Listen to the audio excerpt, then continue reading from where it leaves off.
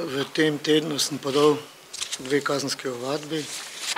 In sicer prva kazenska ovadba je zoper DZ, KRNZ in FM, ker so podani razlogi za sum, da je skupina v sostorilstvu storila kaznivo dejanje ponareditve ali uničenja uradne listine, knjige, spisa ali arhivirskega gradiva po 259. členu KZ.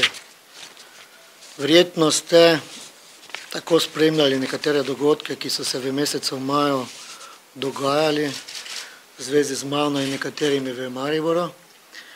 Pri pregledu nekatere dokumentacije smo ugotovili, da so kriminalisti sami sebi pisali anonimne ovadbe. Iz uradnega zaznamka, ki ga je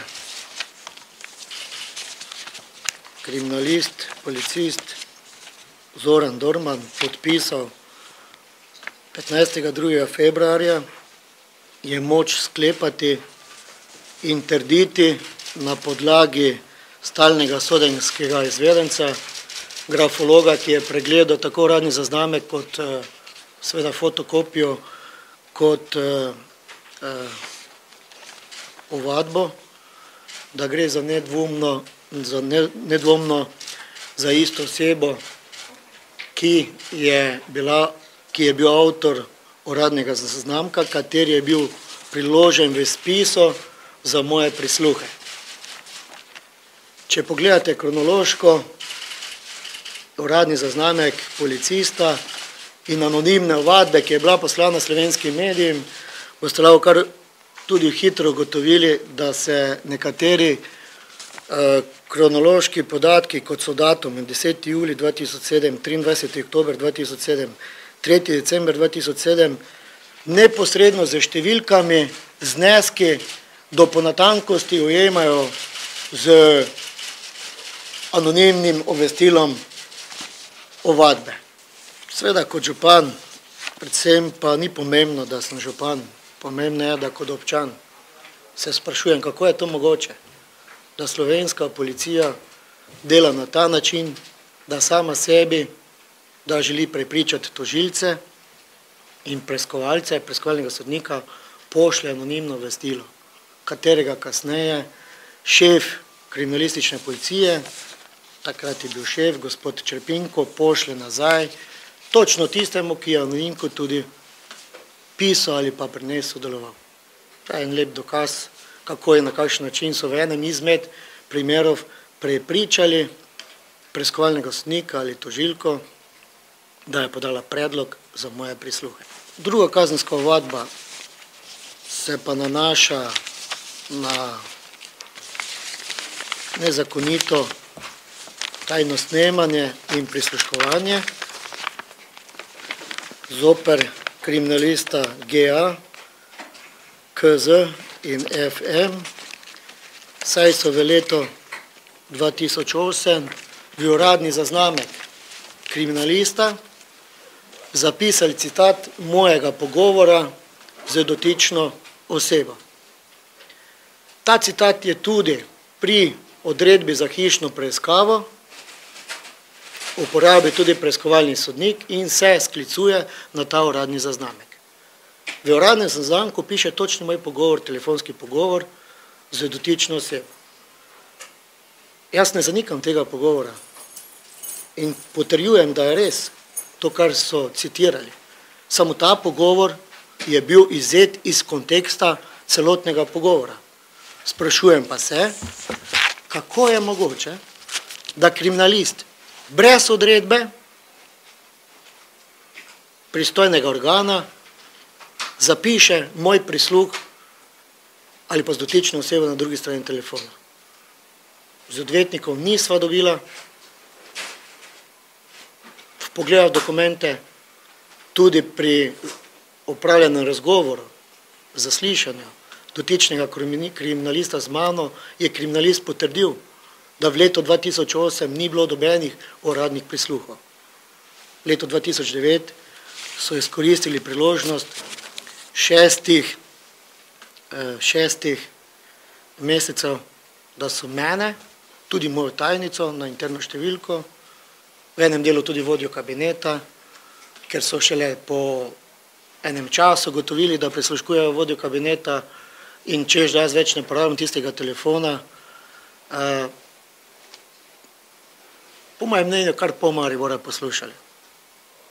Zdaj jaz ne želim ne politizirati, ne dramatizirati, želim pa kot občan in kot državljan, da imam pravico, da se borim za pravico, ki mi jo daje ustava, za svoboščine, ki so bile globoko kršene, človekove pravice. Naj še pojasnim to, da imam tudi informacije nepreverjene, da nekateri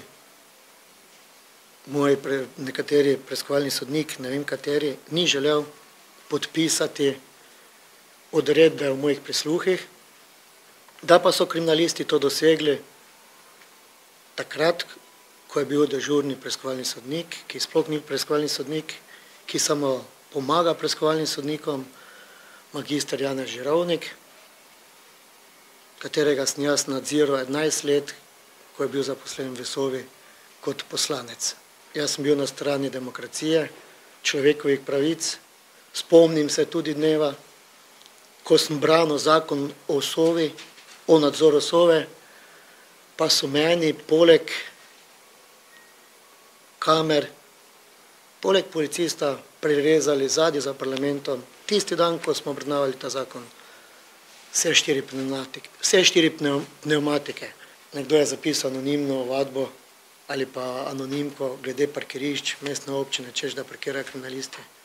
Spet župan. Ali vi resno mislite, da se župan ukvarja s tem, kdo naj parkira na dvorišču občine? Jaz za sebe vem, da imam veliko dosti bolj pametnega dela, da imamo za to strokovne službe, ki za to sprejemajo odločitve in seveda ni dobene vzročne zveze z mano ali z bilo katerim mojim sodelavcem, ki je neposredno z mano povezan. V prihodnjih dneh, tednih ali dnevih bom podal še verjetno kakšno ovadbo zoper koga. Zanimivo je to, da so kriminalisti, ko so zvedeli danes, da imam novinarsko konferenco v Ljubljani, me iskali na mestni občini Maribor. Mi želeli vročiti vabilo za obravnavo oziroma za vabilo, da želijo opraviti z mano razgovor v zvezi z bivšim nogometašem NK Maribor, gospodom Arnejčičem, ker sem naj bi, in to je iz prisluhov razvidno, posredoval na medobčinskem javnem stanovanjskem skladu v Mariboru, da tega človeka ne vrže takoj ven iz stanovanja oziroma da želirajo in da naj poskušajo z njim se pogoditi, kako in na kakšen način bo ta človek odplačal dolg do stanovanjskega sklada. Kot župan sem poklical tehničnega direktora, po mojem spominu. In če je to greh, da pomagaš človeku, da ga nekdo, ki pač upravlja z občinskih stanovanji, ne znajde se čez noč pod milim nebom in da te potem kriminalisti želijo zaradi tega obravnavati, v redu. Če je to kriminalna združba, zato ker sem pomagal revežu, ker v uvedbi prisluhov in nekaterih drugih ukrepov, ki so bili zoper mene odrejeni, mi je bil očitek, da organiziram kriminalno združbo kot temeljno podlago za moje prisluhe. Lepo vas prosim, jaz sem župan drugega največjega mesta. Vem, kaj delam. Kriminalisti z mariborske policijske uprave tudi nadlegujejo moje zaposlene v mestni občini Maribor. In zaposlene v tistih ustanovah, kjer je mestna občina Maribor večinski lastnik ali solastnik. Ponujajo jim imuniteto. Ponujajo jim vse, da bi pričali proti meni. Ne vem v čem. V nobeni komisiji nisem sodeloval, ne kadrovski, ne pri javnih naročilih, ničesar. Razen to, kar sem kot župan predlagal mestnemu svetu. In vsa ta potikanja in te neumnosti, ki kriminalisti pišejo kdo kje kadruje in na kakšen način. Poglejte, ptiči že čivkajo po tej naši mali Sloveniji, da kriminalisti trkajo tako Popoviču na vrata, meni v Mariboru, en čas so trkali tudi Šroto, pa tudi murskosoboškemu županu. Nekateri smo primer za obravnavo, nekateri so v tej državi nedotakljivi.